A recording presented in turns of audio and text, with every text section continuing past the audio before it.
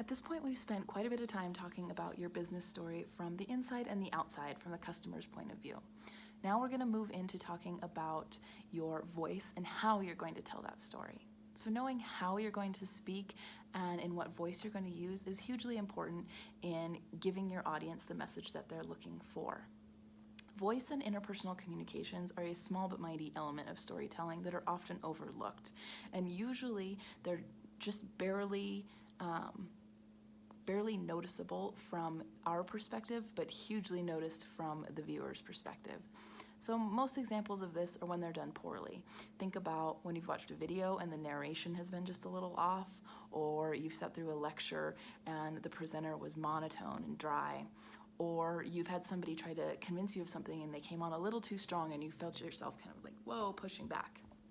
These are all interpersonal and voice elements.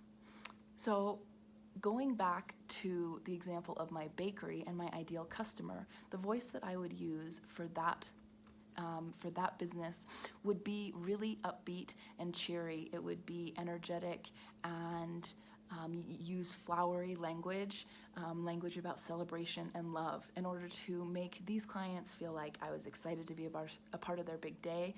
I was excited to celebrate with them. I was excited to just create. So using the work you've done in the last few pages, go ahead and start to think about, what does my voice look like for my business? Is it upbeat and cheery?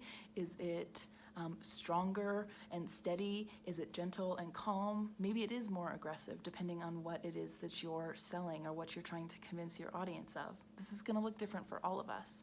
Just like I mentioned in the worksheet, somebody who's selling whoopee cushions is going to speak entirely different than a defense attorney, because we all have something different to sell, something different to say.